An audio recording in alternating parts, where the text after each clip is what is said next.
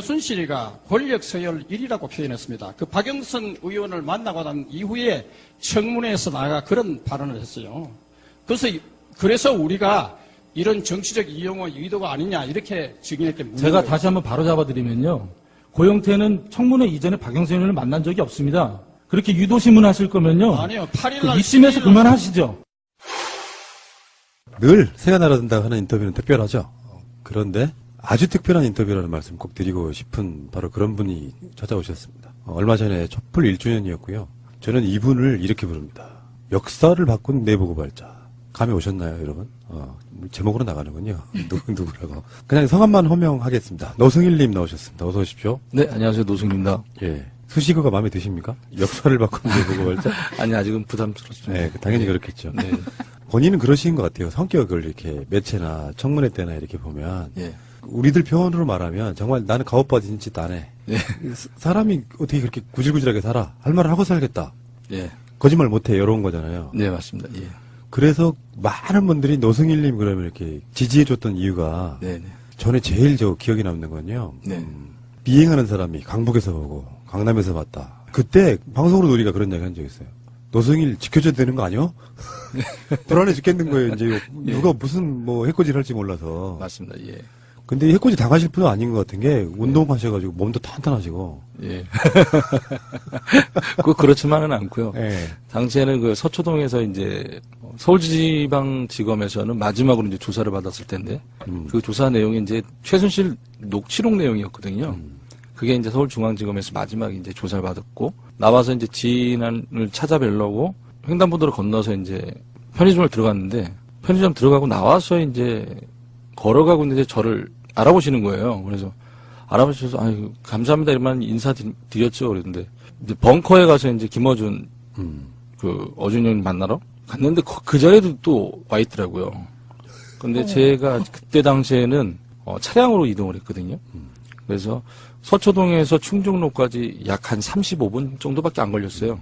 그러고 나서 그분을 본 게 한 45분, 한 10분 후에 도착해서 10분 후에 왔으니까 예, 그게 이제 저기에서 누가 걸어오는데 저한테 인사했으니까 저는 이제 기억에 남잖아요.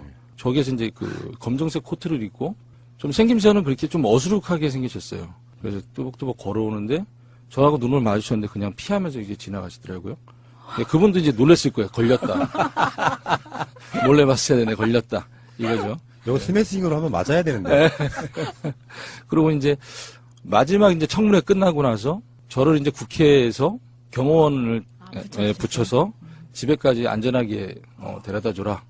그래서 이제 집에까지 이제 같이 동승을 해서 갔어요. 청문회가 끝나고 나서 12시가 넘었어요. 근데 그분은 저를 데려다 주고 그분이 또 사시는 데가 또 의정부인 거죠. 근데 제가 사는 동네가 택시가 잘 안 다녀요. 꼭대기거든요. 예. 어디 꼭대기라 그러면 다 알아요. 그래서 말씀을 드리고 그러면 저를 내려주고 이제 택시를 못 타시니까 또 춥고 그래서 제가 설득을 했어요. 설득을 시켰죠. 제가 모셔다 드리고 오겠다. 그래서 제가 그분을 의정부에 모셔다 드리고 왔는데 오다가 이제 저희 이제 집에 진입하려고 한 5분이면 더 가는데 잠깐 이제 쉬었다 가려고 저도 이제 정신이 없으니까 집에 들어가기 전에 좀 마음 좀 정리하고 들어가려고 차를 세웠는데 옆에 차량이 같이 쓰는 거죠. 그리고 거기는 한적한 데라 주차 공간이 아무도 그 주변 사람들밖에 몰라요. 그래서 이상하다 생각해서 후진을 했는데 이 차량도 갑자기 또 후진을 하는 거예요. 뭐야. 그래서 도망간 적이 있어요.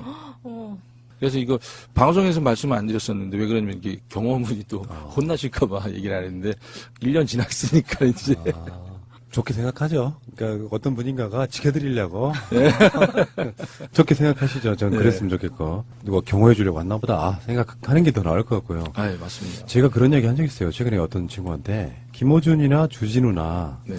유명해지면 오히려 건드리기 어렵다. 예. 최근에 물론 그건 음모론입니다만 국정원 변호사나 관련된 검사들이 이렇게 자살 당했다는 식의 이야기도 있잖아요. 그분들은 안 유명해서 그래요. 만약에 노승일이라고 하는 역사적 내부 고발자가 만약에 무슨 변을 당하면 무슨 일 나겠어요. 나라가 정말 난리 나는 거지. 저는 그런 지점이라고 보고 그래서 오히려 유명해지는 게 낫다는 이야기를 하더라고요. 아, 감사합니다. 근데 그 당시에 예. 우리 국정농단에 한참 막 탄핵이니 뭐니 할 때 예. 팟캐스트라는 걸 존재를 알았습니까? 그 전에? 그때 당시엔 몰랐어요. 제가 그때 당시엔 몰랐어요. 팟캐스트에서는 여기저기서 노승일 했어요. 응원하느라고. 예. 저희 방송에서도 한 수십 번 다뤘을걸요? 제가 몰라 뵈서 죄송합니다. 아니. 몰라 뵈서 죄송할 거, 이런 차원에서 말씀드리는 게 아니라, 예. 누군가는 내 귀에는 들리지 않지만, 굉장히 많은 사람들이, 노승일, 장하다, 요 느낌. 예. 청문회 때는 정말 대단한 캐릭터를 발견한 것처럼 느껴졌거든요. 설선수 보면서 정말 그 용기라는 게 사실 사람은 속마음은 안 그러셨을 거예요. 떨리는 것도 있을 거고, 불안한 것도 있었을 텐데, 네네.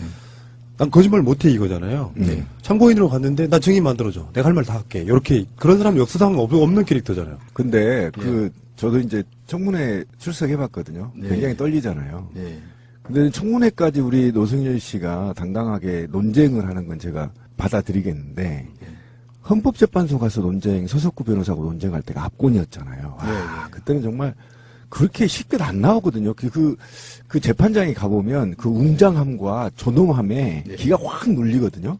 근데 한치의 물러섬 없이 서석구 변호사랑 논쟁하는 것 보면 좀 대단했죠. 그때 특종이었죠, 아주. 예. 잠깐 이제 제가 이제 청문회가 이제 12월 달에 이제 첫 출석을 하는데, 조금 있으면 또 거기 청문회 출석한 게 1주년이거든요. 그러네. 검찰 출석한 거는 2016년 10월 25일이 이제 1주년이고, 1주년은 지났는데, 청문회가 이제 조금 있으면 1주년이 돌아와요. 근데 제가 당시를 또 회상을 하다 보면, 청문회 하면은 노승일? 왜 그럴까? 누가 만들어줬지? 라는 생각을 했었어요. 가만히 이제 해보니까, 자유한국당의 이완영 의원이 노승일이라는 인물을 만들어줬다. 그렇죠. 예, 왜 그러냐면, 중앙일보에 나간 기사 때문에 그런 거죠. 제가 이제 8월 달에 이제 무혐의 판결을 받았는데, 그분이 이제 그거를 자기가, 안 했다. 그거를 하기 위해서 참고인으로 노승일을 불러라. 그렇게 된 거더라고요. 그래서 제가 이제 청문회에 나가게 됐고, 그 전에 이제 국회 사무처에서 전화가 왔어요. 이거를 청문회에서 다루는 건 좀 그러니, 미니 청문회를 하겠다. 그래서, 그러면은 아무 소용이 없잖아요. 저는. 거기 가서 언쟁밖에 안 되는 거고. 그렇죠. 예, 차라리 그럴 거라면은 법으로 해결해라. 나는 당신들이 나한테 출석 요구서가 왔으니까 나는 참고인 때 나가서 그때 얘기하겠다. 그래서 지금 생각하면은 이완영 의원한테 참 감사해요. 예, 그러니까 이완영 의원이 저를 또 고소해줘서 1억 3,700만 원이라는 돈이 들어와서 그게 이제 지금 대한청소년체육회 만드는 종잣돈으로 사용됐거든요. 그러니까 의원님한테 다시 한번 감사드리고 싶습니다. 그러니까 그 소송이 걸렸는데 변호사들이 무릎을 내주고, 그러니까 네. 거기 비용은 없는 상태에서 국민들이 싸워 이겨라고 성금 보내준 게 이제 지금 여쭤볼 대한청소년체육회 이 얘기를 먼저 하기 전에 저는 이제 개인 노승일에 대한 관심이 좀 많아요. 네. 최순실과의 관계에서 K스포츠에 대한 이야기는 사실 다 아는 얘기니까. 그렇죠. 고영태 씨하고 동기동창이라면서요. 예, 고영태하고는 저하고 이제 한국체육대학교 95학번 동기죠. 무슨 특기로 들어가신 거예요? 고영태는 펜싱, 노승일은 배드민턴. 그러니까 아까 그 스매싱이 그거예요. 네. 한국체대 나올 정도의 그거 한 대 맞으면 죽어요. 운동선수들 그렇지. 갖고 있는. 특히 오른팔. 근데 이야기 들어보니까 한국체대 총학생회장도 하셨어요? 네, 한체대 총학생회장, 19대 총학생회장. 잘못 걸렸다. 오영 아니에요, 혹시 거기 한참? 네, 혈액형 오영입니다. 그렇구나. 총학생회장 출신 정도 되시는 분하고 잘못 걸린 거네. 그러다가 뭐 여러 가지 이력들이 있으시겠지만 예. 일단 K스포츠재단에 들어가게 된 배경이 이야기를 들어보면 최순실 씨한테 2번이나 버림받았다 이런 얘기잖아요. 예, 맞습니다. 제가 최순실하고의 첫 만남이 2014년 3월, 2월 말경에 고영태를 보고, 3월 초에 최순실과 이제 인터뷰를 했죠. 이력서를 들고. 그러고 나서 한 달 만에 또 해골당하고, 1년 4개월 지나서 2015년 8월, 7월 말이죠. 7월 말에 또 고영태한테 전화가 와서 독일 얘기를 듣고, 또 최순실하고 또 다시 또 면접을 봤죠. 그래서 이제 독일 넘어가고, 거기에서 또 한 3개월 만에 또 해골당하고, 다시 또 쓸쓸히 또 한국에 들어오고. 무슨 악연이 일어나겠네. 네. 능력이 없는 거 아니에요? 근데 쓸쓸히 한국에 들어왔을 때는, 그때는 뭔가를 갖고 들어왔기 때문에 저는 자신감은 있었고. 온갖 자료들을 복사했고 채증했죠. 예, 그 얘기죠, 지금. 그리고 나머지 스캔하고, 스캔하고. 일부는 한 3분의 2가량은 밤에 몰래 쓰레기통에다가 소각하고. 예. 저는 이 대목이 좀 이해가 안 가요. 예. 왜 그러냐면 지금 1차 해고되고 나서 온갖 어려운 생활을 했잖아요. 네. 그 어디 가서 생선도 팔아보고 라면 먹고 하루에 1시간씩 자면서 참 눈물 많이 흘렸는데 네, 네. 근데 결국 350만 원만 받겠다고 독일 달려갔다고 얘기를 하신 거잖아요. 예, 맞습니다. 당시에 제가 예. 저도 욕심이 진짜 없어요. 그러니까 당시에 보니까 한국에서 잠 하루에 한 3시간? 진짜 많으면 4시간 자는데 저녁에는 배드민턴 레슨하고 새벽에는 구리 농수산물 시장 가서 생선 나르고 그리고 다음날 오전 11시까지 근무하고 집에 돌아오면 12시란 말이죠. 그럼 또 레슨 갈 때 준비를 해야 되고 또 빨래도 해야 되고 설거지도 해야 되고 일단은 뭐 최순실이 저를 다시 한번 또 채용했다는 거는 그거예요. 말이 안 새나갔다. 2014년도에 한 달 만에 해고됐음에도 불구하고 그때가 참 민감했을 때거든요. 지금 뭐 정유현 그러는데 정유라라는 친구도 이제 수면 위로 올라오는 상태고 관계가 이제 아빠가 정윤회고 엄마가 최순실이고 그리고 이제 사단법인 자체도 최순실을 은밀하게 만들려고 그랬고 근데 그 과정에서 여러 가지 이유들이 이제 복합적으로 작용하다 보니까 한 달 만에 이제 제가 해고가 됐는데도 불구하고 아무런 얘기가 안 나왔거든요. 1년 반 동안 아무런 얘기 안 나왔다? 그럼 이 친구 밉이 무겁네? 그러고 이제 독일 갔다가 왔는데도 불구하고 막 얘기 듣기로에는 뭘 갖고 왔다 그러는데 전혀 제스처가 없네? 좀 달래줘야 되겠는데? 그러니까 입사를 이제 K스포츠 입사시킨 거예요. 예. 그러니까 제가 궁금한 건 네. 나머지는 다 얘기가 나오니까 예, 예. 잘 다니던 증권사의 젊은 청년을 데려다가 하루 만에 한 달 만에 잘라버렸단 말이에요. 네네네. 그 원래 인간성이 더러웠어요, 최순실 씨가? 2014년도에 처음 봤을 때는 그런 걸 못 느꼈죠. 한 달이니까. 아. 만나봤자 한 10번에서 그 정도 선이었으니까요. 근데 독일은 같이 있었잖아요. 거진 한 달가량을 같이 있었거든요. 독일에서. 한 달가량을 같이 있으면서 이 사람에 대해서 모든 걸 알았던 거죠. 제가 최순실을 데리고 렌트카를 빌려서 부동산 쇼핑을 한 키로수가 22,000km. 최순실이 난리가 났어요, 저한테. 어떻게 타고 다녔길래 렌트 비용이 이렇게 많이 나왔냐. 독일은 렌트가 하루마다 책정이 되는 게 아니라 키로수마다 책정이 돼요, 또. 그래요? 기본 책정 금액이 있고 키로수마다 책정이 되는데 22,000km 탔으면 많이 탄 거잖아요. 2만 킬로면 백두산에서 해남까지가 더 넘을 겁니다, 아마. 예. 네, 넘을 거예요. 아니, 서울에서 부산까지 400km 좀 넘으니까. 그러니까. 예, 대충 네, 넘을 그렇다 치고 엄청 돌아다니셨구나. 네, 근데 최순실이 돈이 엄청 많다고 막 하는데 네, 왜 그렇게 자잘한 것까지 부동산을 본 것도 다 어떻게 보면 자기 때문에 본 거잖아요. 근데 그렇죠. 그런 비용마저도 그런 식으로 예, 예. 일단 뭐 비용 들어간 거는 자기가 쓰고 노부장 영수증 잘 갖고 있어. 나중에 삼성에서 돈 들어오면 정산해서 줘야 돼. 이렇게 된 거죠. 그러니까 자기 돈 최순실이 가지고 다녔던 현금은 거진 100유로, 200유로, 500유로짜리였어요. 500유로면 60만 원 정도 되죠. 예, 우리나라 돈으로 지금 환율 따지면 한 65만 원 정도? 한 장에 65만 원인 거죠. 국정원의 뇌물 상납이라는 게 있었잖아요, 최근에 청와대에. 네. 그 돈이 일부는 최순실에게 갔을 것이다고 하는 사람들이 있습니다. 네. 실제로 그런 가능성이 있어 보이세요? 저는 제 개인적인 생각인데요. 그때 당시에 제가 최순실하고 2014년도에 만나서 일을 했을 때가 압구정동 대통령 의상실, 샘플실. 거기에서부터 일을 했거든요. 당시에 최순실이 금고가 있었어요. 허리춤까지 오는 금고에. 거기에는 저도 그냥 10,000원, 그러니까 50,000원권 신권으로 다발로 있는 걸 몇 개 봤어요. 그리고 최순실이 이렇게 용돈을 줄 때도 있어요. 고생했다. 그러면서 줄 때도 돈 받아서 집에 가면 이게 1년 번호가 쭉 연결이 되는 거죠. 항상 다발로 갖고 다니는 거죠. 그래서 그냥 그때 당시에는 은행의 VIP 정도였다. 정도라고 생각했는데 모든 걸 최순실은 카드보다는 현금을 많이 썼거든요. 그렇겠지. 예, 그리고 항상 신권을 썼고, 뭐 요번에 뭐 국정원 뭐 1억 총 40억 이렇게 얘기 나오는 거 보니까 그럼 그들이 이제 현금으로 갖다 줬으면 다발로 갖다 줬을 거고, 그게 신권일 거고, 그러면 그 돈이 그 돈인가라는 생각을 했었어요. 그렇죠. 근데 일반인들은 왜 신권이라고 하면 잘 모르잖아요. 예. 근데 신권은 상납의 돈이 가능성이 굉장히 높습니다. 예. 예. 요즘은 이제 이게 진화가 돼서 예. 돈을 막 섞어요, 또. 예, 번호를 섞어서 헌 돈과 새 돈을 막 섞어서 이렇게 주기도 하는데, 예. 어쨌든 새 돈이라는 건 누구한텐가 뭉칫돈을 받았다는 걸 의미하는 거예요. 한 번도 사용돼 본 적이 없는 돈이에요. 그렇죠. 그러니까 아니면 또는 재벌들의 금고에 쌓아놨던 돈이거나, 왜 그러냐면 5만원권 유통률이 25%에 지나지 않거든요. 그러니까 그 많은 돈들이 다 어디에 있는 거냐. 이게 지금 물음표에 있는데 조금씩 나오는 거고, 이게 이제 저수지까지 가는 거죠. 그 최근에 이제 최순실 씨가 재판에서 태블릿 PC를 처음으로 이제 재판에 그렇죠. 그 증거 갖고 이제 이야기 나누는데 자기는 처음 봤다고 하는 부분도 있고요. 그리고 비슷한 시기에 얼마 전에 그 장시호의 검찰 구형이 나왔거든요. 예. 사실은 1년 6개월 구형한 거 보면 이제 집행유예를 주기 위한 어떤 선처거든요. 그렇죠. 구형이니까. 그렇게 저렇게 이제 그 국정농단이 조금씩 이제 재판의 결과가 나오고 마무리되고 있고 뭐 그 사람들 말고도 김종 뭐 차은택, 정호성 이런 사람들의 이제 구형이 나오고 있고 거기에 이제 선고가 곧 나오겠죠. 예.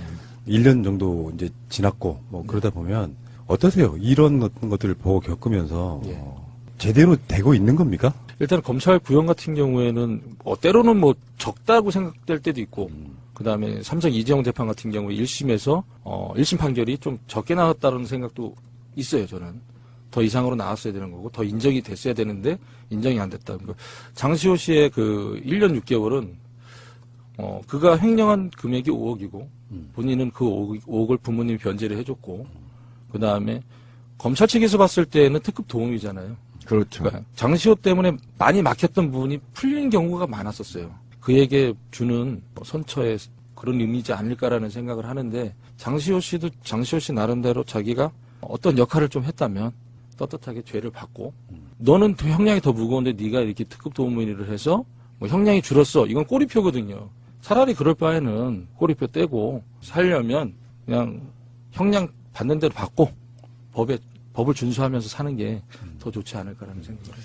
근데 너무 낮아요. 장시호가 1년 6개월로 차은택이 5년이죠. 예, 예. 그 다음에 정호성이 2년 6개월, 김종이 3년 6개월, 이재용이 5년이란 말이에요. 네, 네. 근데 장시호는 제가 이해를 해요. 네. 왜 그러냐면 경찰이 협조적이었잖아요. 그렇죠.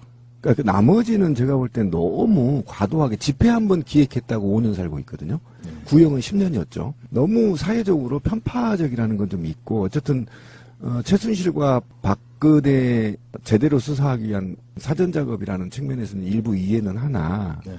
너무 낮아요. 그렇죠. 네. 자 그러면은 한국 최대 이야기를 할 때 제가 느꼈던 게 국가대표 해보신 적 없으시죠? 저는 국가대표 해본 적이 없습니다. 저도 배드민턴 좀 치는데 네. 노승일님 같은 분하고 한번 쳐보는 게 소원입니다. 그 동네 그 체육관에서 배드민턴은 선수 출신들하고 치면요. 그 자체가 영광인 거예요. 레슨을 그래서 받는 거거든. 근데 제가 봤을 때 지금 뭐 원래 이제 K스포츠 재단이라든지 이게 어떻게 만들어진지 모르는 상태니까 들어가셨을 것 같고 예. 원래 꿈은 궁극적으로는 스포츠 행정가 이런 걸 꿈꾸신 것 같기도 해요. 원래 제가 이제 꿈꿔왔던 거 어렸을 때는 초등학교 교사, 체육 교사였고, 그래서 이제 운동 생활을 지속됐고, 그리고 그 꿈을 이루기 위해서 한체대를 들어갔고요. 한체대는 이제 교원 자격증을 중이니까. 아 그렇죠, 맞죠. 예, 예.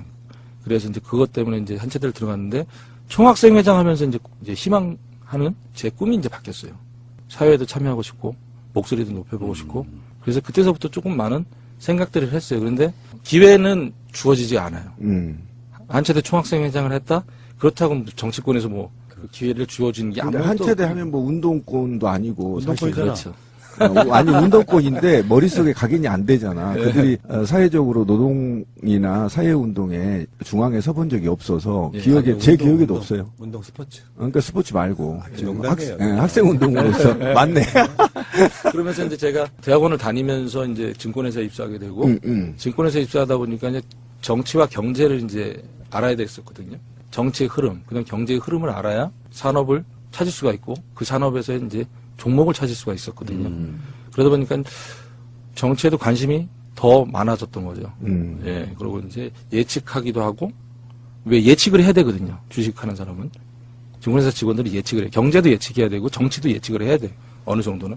그러다 보니까 이제 그런 것들이 이제 많이 모이다 보니까 정말 나한테 기회가 온다면 목소리 한번 높여보고 싶다라는 생각이 이제. 그러니까 저는 그 노승일 씨가 파파이스 우리 처음 봤잖아요. 네. 보면서 그런 생각을 해봤어요. 꼭 이걸 물어보고 싶었어요. 본인이 싸우기 시작할 때 예. 삼성이라는 곳이 얼마나 큰지 증권사에 있어 보기 때문에 알았을 거 아니에요. 삼성이 얼마나 무서운지. 그렇죠. 대한민국 1위잖아요. 예. 권력, 돈. 네네. 그다음에 그 다음에 두 번째가 예.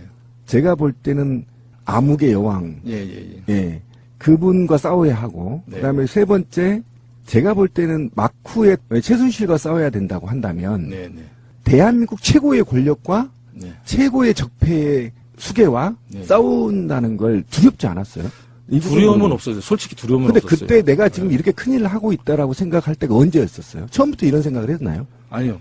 못했죠. 예, 예. 제가 큰일을- 했으면 전 못했을 예, 것 같아요. 큰일을 제가 생각할 때는 왜 그러냐면은 그들하고 싸워본 적이 없잖아요, 제가. 그렇죠. 그러니까 그러면- 평소에 쌓여본 적도 예, 예. 없고. 그들하고 뭐 대한민국 대통령하고 현직 대통령이었죠, 당시에. 그렇죠. 대한민국 대통령하고 그다음 삼성하고 네. 이러한 조직들과 이러한 조직들이 있다. 그 조직은 어떻게 움직인다. 영화 속에서 나오는 얘기들이 뭐 수없이 영화 속에서도 이제 많이 접해봤잖아요.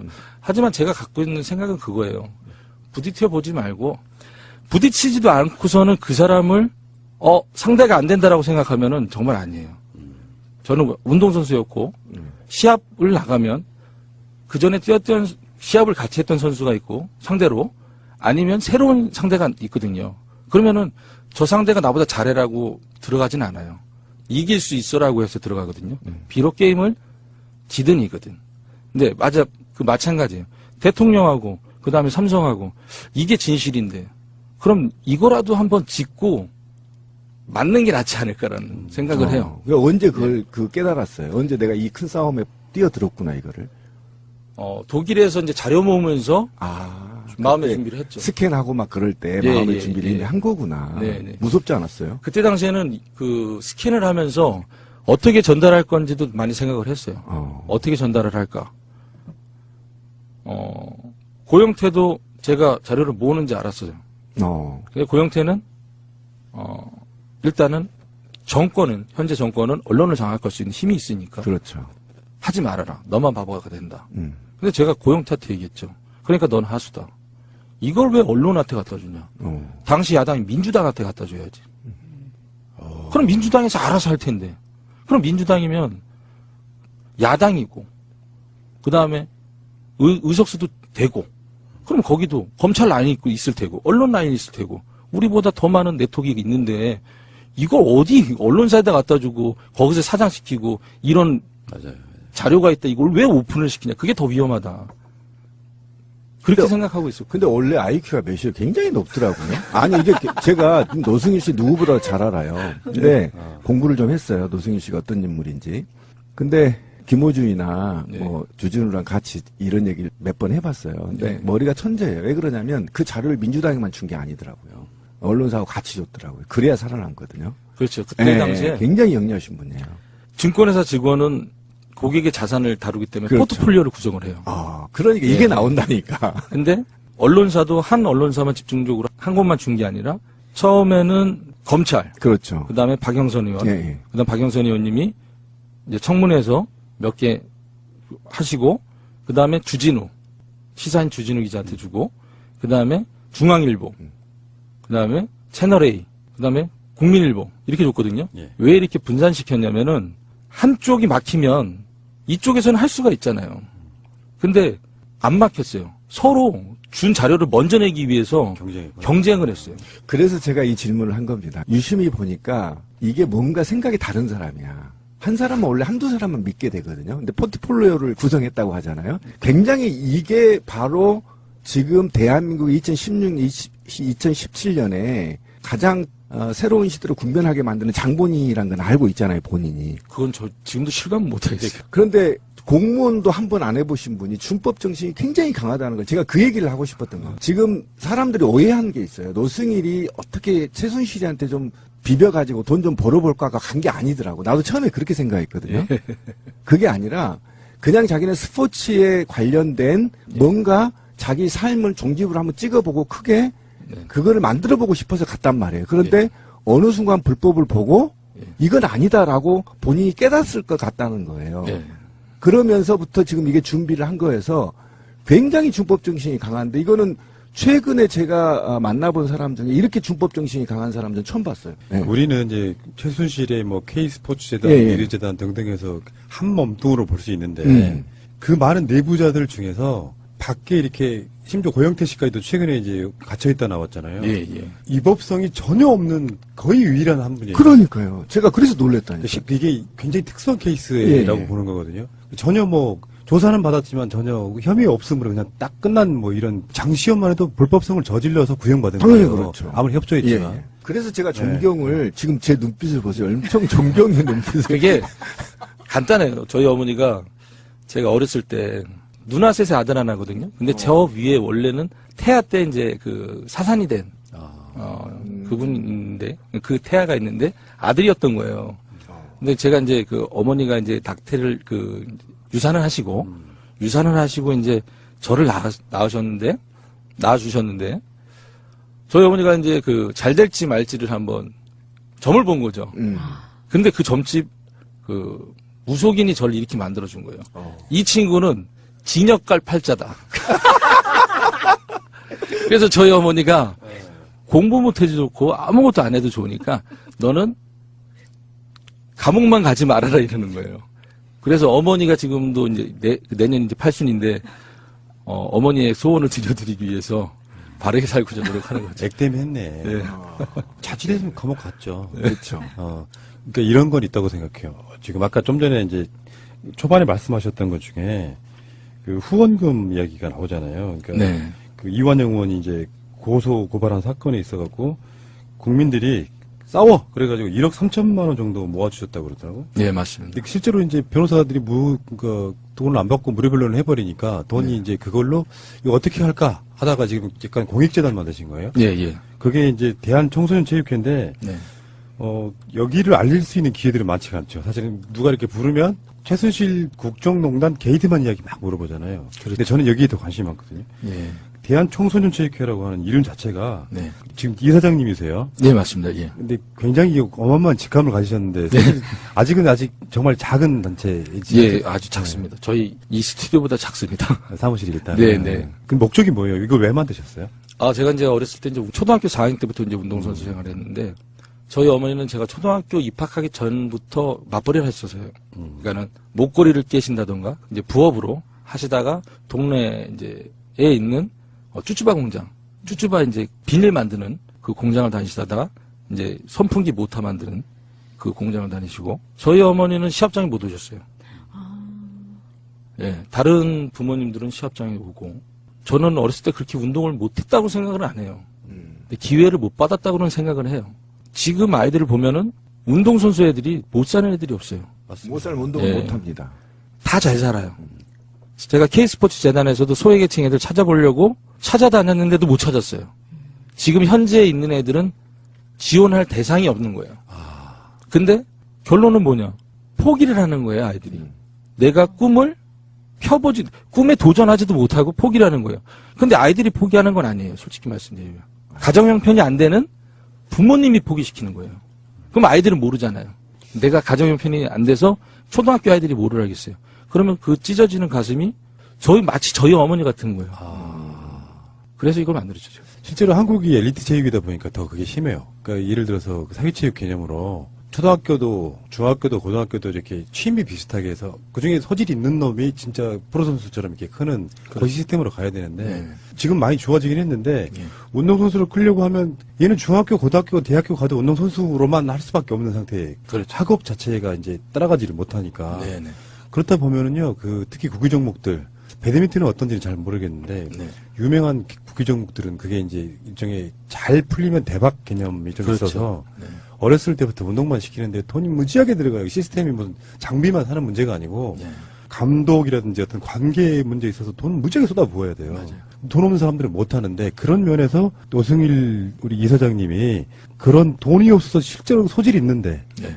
이게 정말 아이러니긴 해요. 그러니까 정말 소질이 있는데 K스포츠재단이 이런 일을 원래 했었어야 되는 거잖아요. 예, 그걸 하려고 하다가 그렇죠. 최순실한테 막혔죠. 막힌 거. 최순실이 저한테 그랬어요. 노부장 그렇게 하고 싶으면 나가서 재단 만들라고. 근데 이번에 만들었죠, 제가. 그러니까 K스포츠의 원래 목적은 종류나 지원 아니에요? 아니에요. K스포츠의 원래 그 기본 계획은 제가 이제 사업계획 부장이었는데 당시에 기본 계획은 소외계층이었어요. 시작은 네네. 아니, 명분은 그랬겠죠. 예, 아니요. 그리고 이제 제가 그쪽으로 이제 사업 계획을 짰고 그 아이들을 찾아다녔고 실질적으로 지급은 안 됐어요. 왜? 대상자를 못 찾았어. 그렇죠. 예, 그러다가 이제 최순실한테 기획안을 제출하면 최순실이 그렇게 하고 싶으면 나가서 본인이 만들어서 하라고. 그러니까 그게 바로 노승일의 모습이었다는 거예요. 그걸 보고 K스포츠를 하겠다고 했던 거고, 그게 이제 막히니까 일이 이렇게 자괴감을 느꼈던 거죠. 그러니까 예를 들면 비타나 부인가요? 그 네, 30억짜리잖아요. 예. 말. 말. 예, 예. 정유라 말. 네, 그러니까 250만 유로. 예, 30억 정도 예, 된다 예. 하더라고요. 그런 거 봤을 때 자괴감을 느꼈겠어요. 그죠? 그렇죠. 네. 이게 어떻게 이 한 친구한테 이게 모든 게 다 집중이 그렇죠. 될까? 그리고 왜 독일에 왔는데 다른 선수들은 왜 진입을 못할까? 음. 결론적으로는 한 명도 진입을 못했거든요. 안타깝습니다. 그렇군요. 대한청소년체육회를 만드신 그 뜻이 굉장히 숭고하다고 보고, 예를 들어서 그 후원금이 그렇게 있는데 어떤 방식으로든지 그냥 뭉개실 수도 있었거든요. 그 성격 같아요, 제가 봤을 때는. 예, 예, 이 노승일 이사장님. 예. 어제 어색하긴 하네요. 예. 대한청소년체육회가 앞으로 하고 싶은 일도 있으실 거 아니에요. 그리고 또 네. 우리 애청자분들이 뭐 좀 도와주실 일도 있어야 될 것 같고. 도와주시면 감사하죠. 네. 저희가 후원 계좌를 열었는데 굉장히 미약해요. 음. 그래서 제가 고민을 하다 보니까 가만히 있지 말고 내가 나가서 한 푼이라도 벌자. 그래서 이제 아이디어 생각했는데 지금 일하러 갑니다. 그런데 음식점은 홍보가 돼서 좋고, 아하. 저는 가서 돈을 벌어 줬고, 음. 그리고 아이들한테는 후원금이 전달돼서 좋고, 그래서 가서 내가 먼저 살신성인하고, 그 다음에 후원금은 도와주실 분 생기시면 또 도와주시겠지. 자, 이쯤에서 마차님의 예쁜 목소리로 후원 계좌 한번 알려드리겠습니다. 지금 받아 적으실 필요는 없고요. 팟빵 공지사항, 그 새가 늘어난다 공지사항란에 대한청소년체육회 계좌번호 올려놓겠습니다. 네. 그 포털 사이트에서 대한청소년체육회 찾아서 들어가셔도 되시고요. 국민은행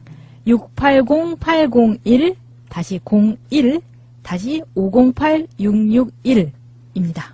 그리고 이제 저는 이렇게 말씀드리고 싶어요. 후원금만 내라. 뭐 이렇게 말씀드리는 게 아니고 이것도 얘기 한번 드리고 싶어요. 도움 받고 싶다도 필요하잖아요. 그렇죠. 그럼요. 예.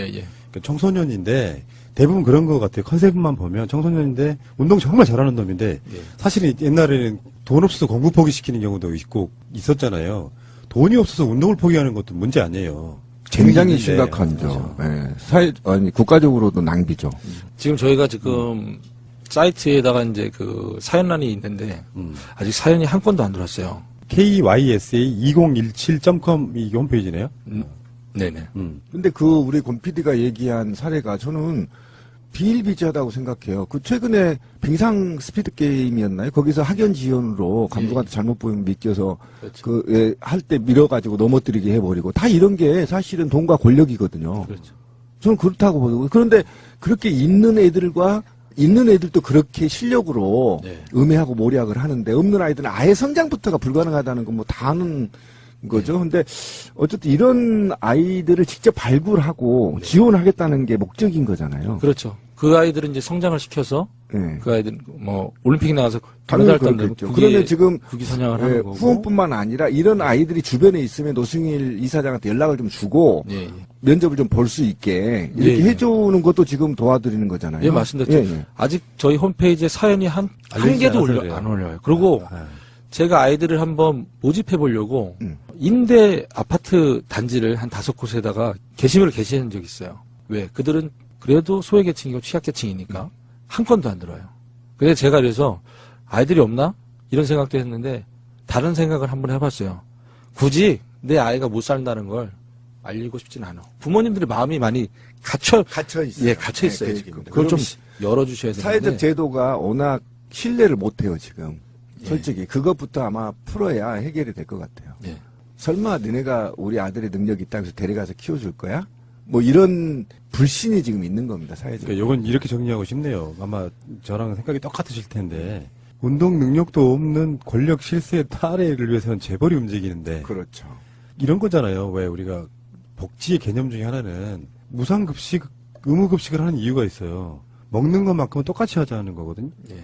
마찬가지로 지금은 이제 특히 인기 종목 같은 경우는 잘 사는 분들이 그 자녀분들을 운동선수로 키워가지고 대박내는 시스템이에요. 그렇죠. 못 사는 사람들은 꿈도 못 꿔요. 저 주위에 뭐 야구나 축구 하는 친척 관계들도 다 봤는데 근데 실제로 운동 재능은 부잣집에서 태어나는 게 아니잖아요. 그렇죠. 운동 재능은 정말 엄마 아빠가 부자냐 아니냐고 아무 상관없는 거란 말이에요. 그렇죠. 그래서 방송 들으시는 분들 중에 주위에 그 운동부 하는 애가 누가 있더라 하는데 그 중에 가정 형편이 굉장히 어려워서 최근에 운동을 그만뒀다 뭐 이런 건 정말 좋은 소재거든요.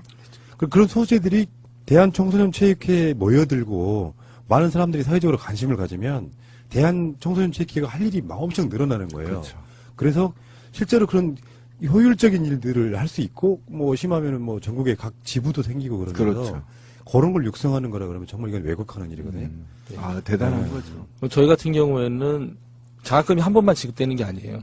그러니까 저희가 이번에 그 의정부에서 시범 사업으로 팀을 하는 배드민턴 유소년 팀을 만들었고 예, 예. 이건 시범 사업이고요. 전국 만약에 부산에 있는데 이 아이가 야구 선수예요. 초등학교 야구 선수인데 갑자기 가정 형편이 안 좋아졌어요. 그러면은 부모님은 못 시키겠죠. 아이는 꿈을 포기해야 돼요, 여기에서.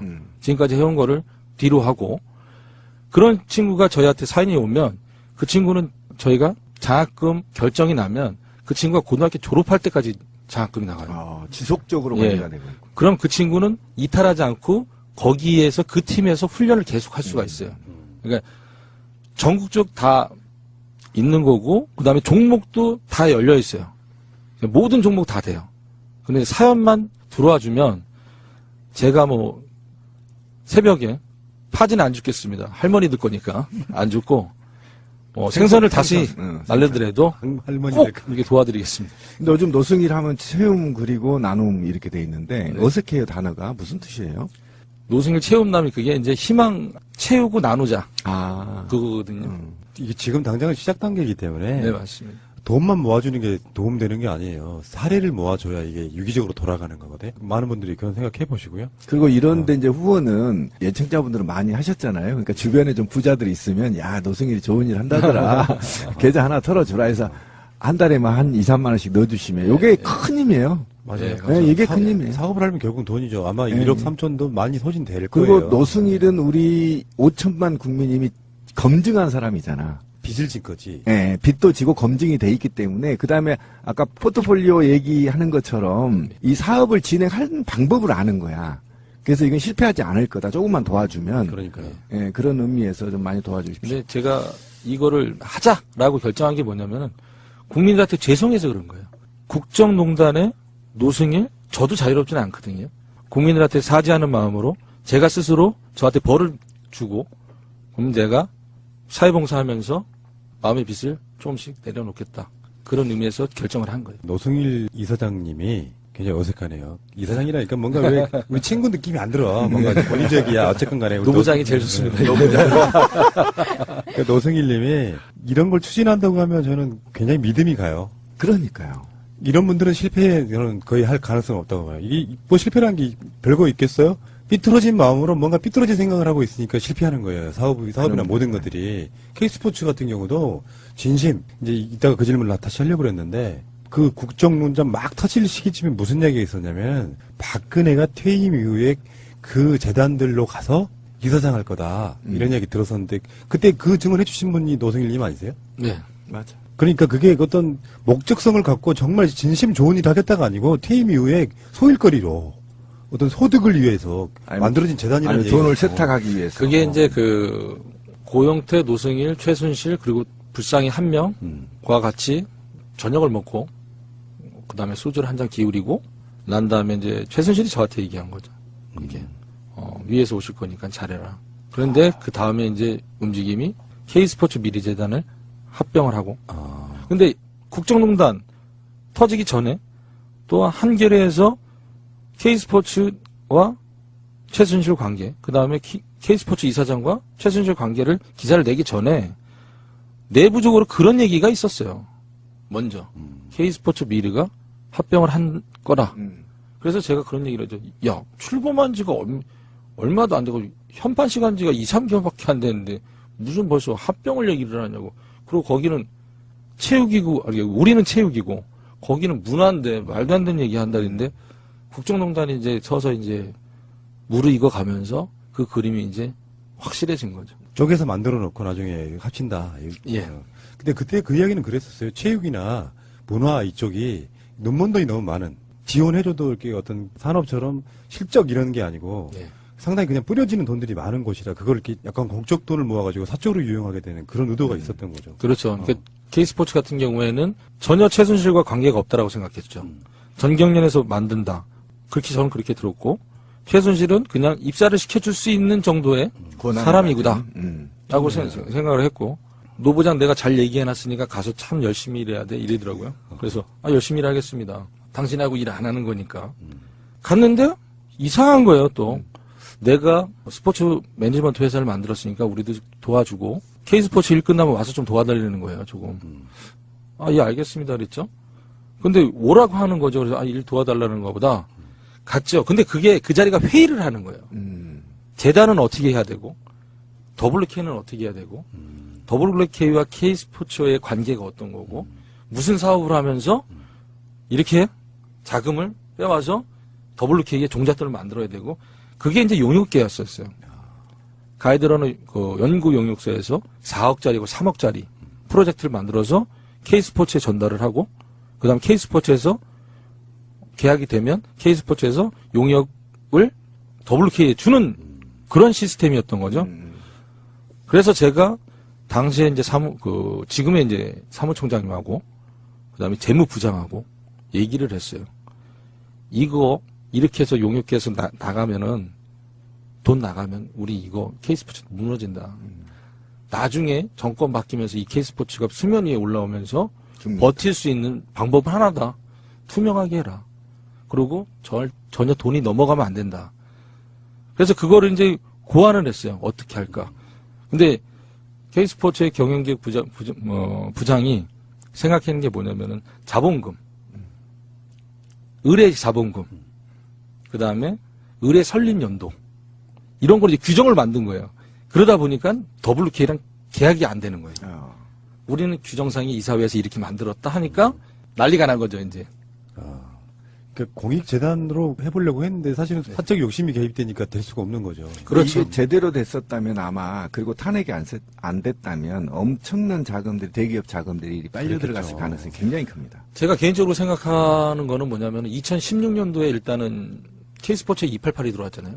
미르는 제가 약 400억 정도로 알고 있는데 2017년도에도 똑같은 금액이 들어오지 않았을까라는 생각을 해요.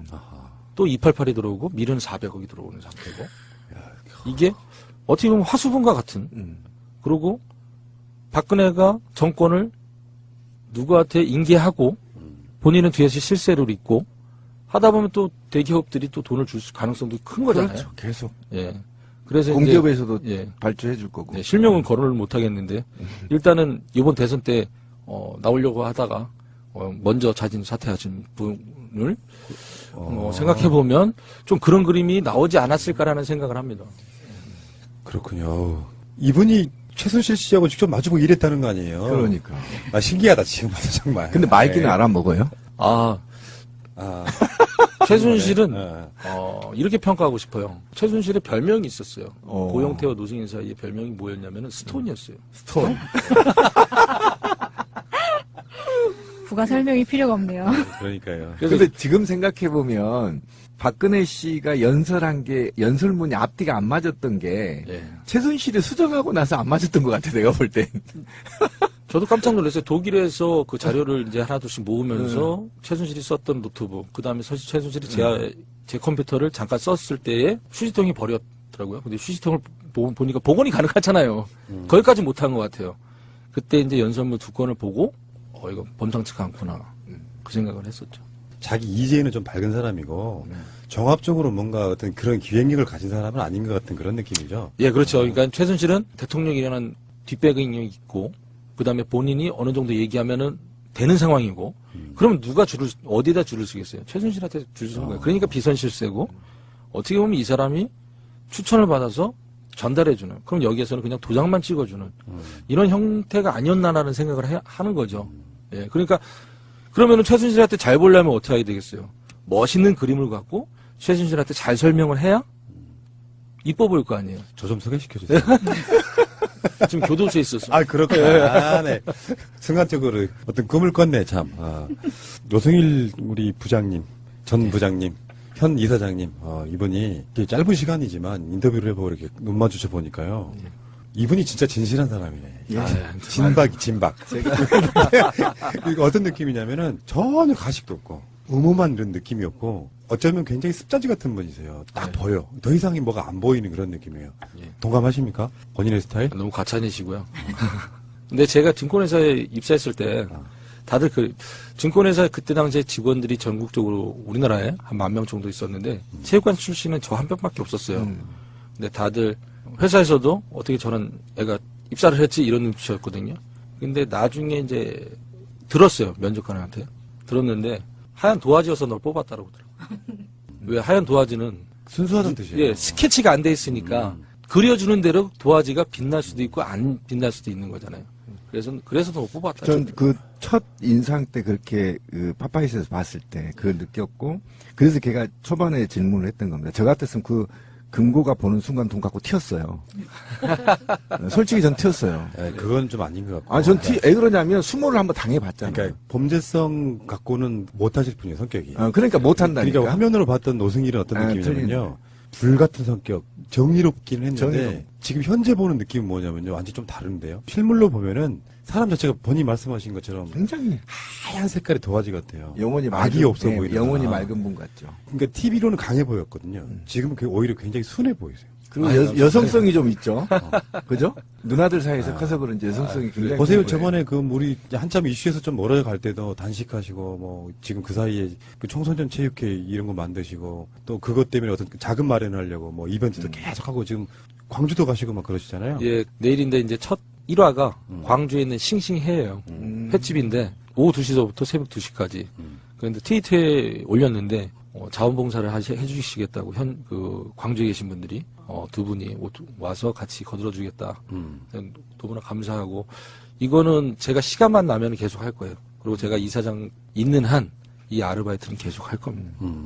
대단하십니다. 가끔씩 만나면 재밌는 이야기 많이 듣겠다 이런 생각도 좀 들고. 긍정적인 마인드로 바뀌어요. 근데 저는 이제 하나 예. 좀 개인적으로 저는 이제 시민 활동가로서 부탁 하나 드리고 싶은데 예.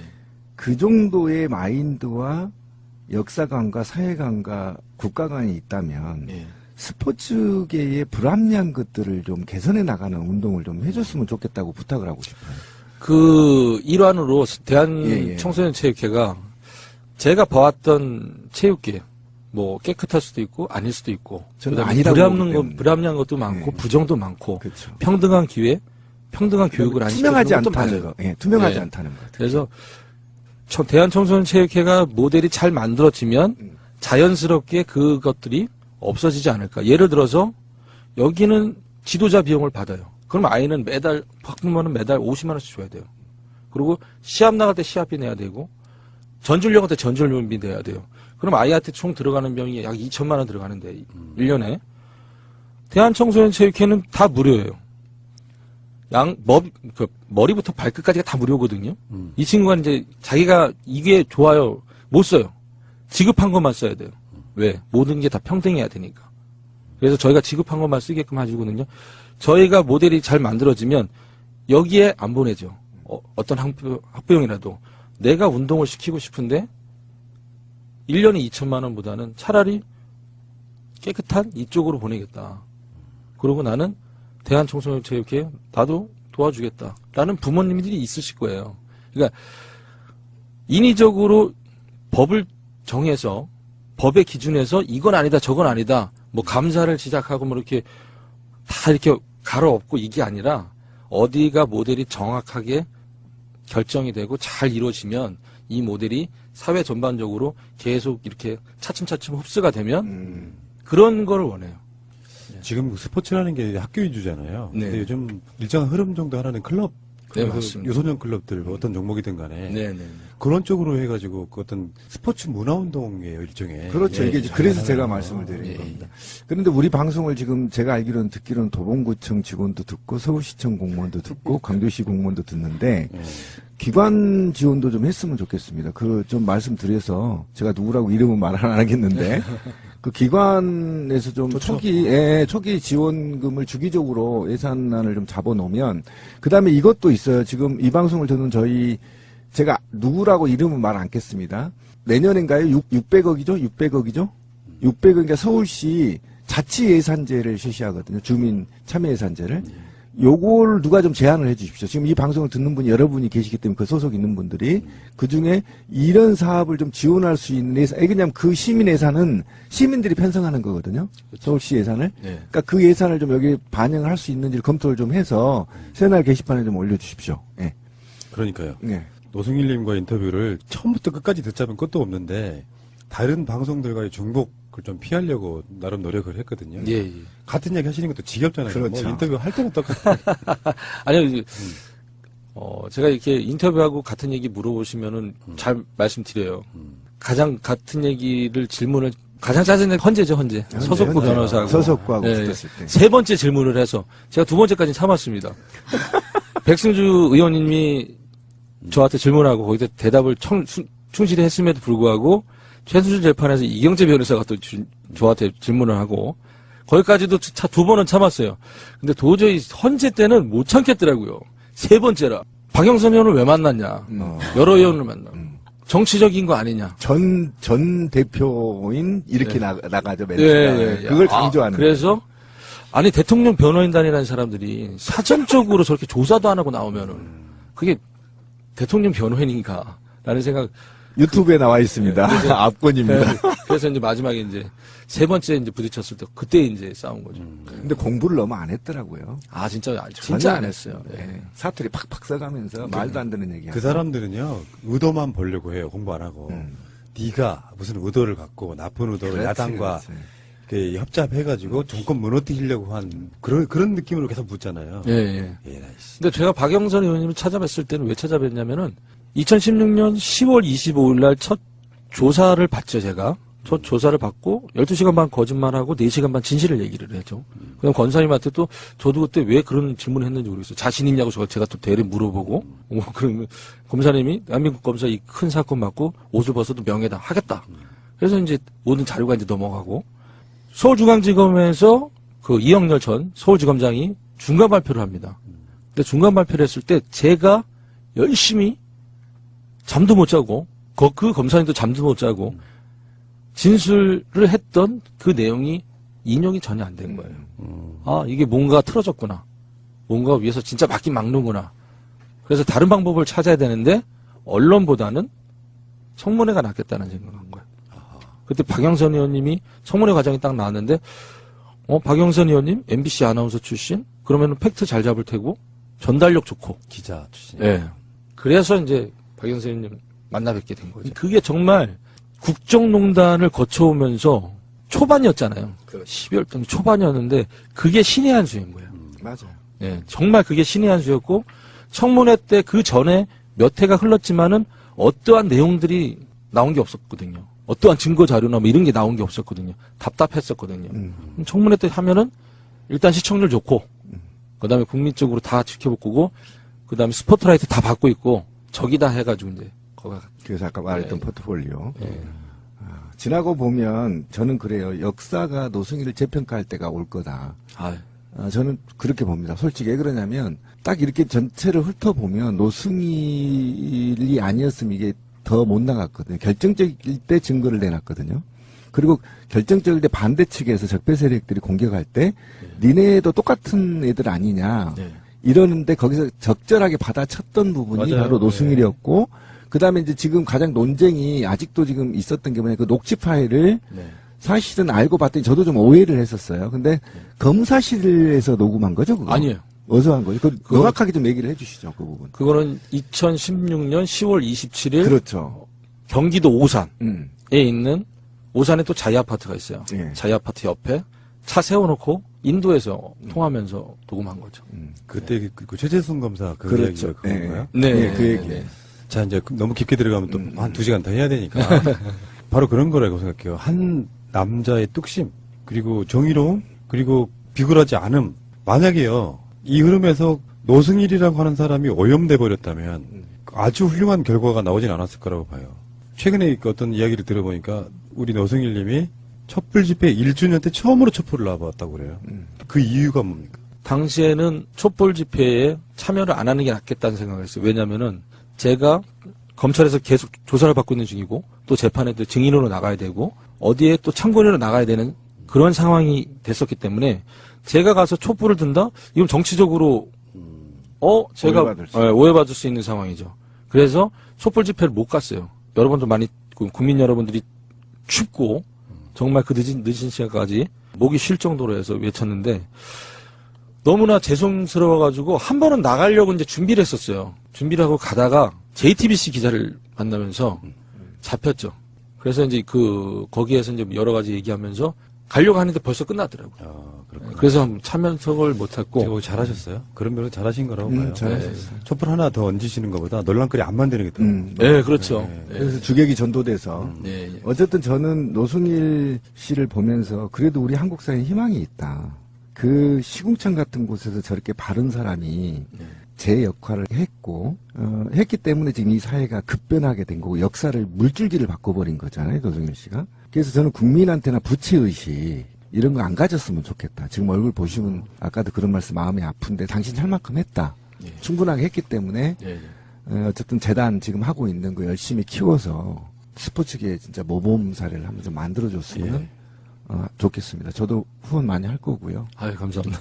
존경합니다. 부채의식은 가질 필요가 없는데 국민들한테 부채는 많이 들어와야 돼요. 그러니까 대한청소년체육회 좀 네. 키워주시고요. 예. 노승일이라고 하는 어떤 역사적으로 상당히 중요한 인물이 어떻게 더 좋게 발전하는지를 보는 것도 국정농단 사태 이후에 국민들이 바라볼 어떤 지점이 아닌가 이렇게 생각이 들고요. 굉장히 중요한 네. 지점을 말씀하시네요. 자, 노승일님 이렇게 인연 맺게 됨을 감사드리고요. 아, 제가 감사드립니다. 예. 마지막으로 애청자분들께 한 말씀 하고 방송 끝내겠습니다. 늘 건강하시고 행복하시길 바라고 지금 현 정권 많이 응원해 주시고 그것이 국민의 힘이 아닐까라는 생각을 합니다. 그리고 당부 말씀 드리자면은 자유한국당 의원님들 좀 국정에 끝까지. 예, 국정에 좀 같이 참여하셔서 협치란 무엇인가를 아름다운 협치를 좀 보여주셨으면 감사드리겠습니다. 바랄 걸 말해야지.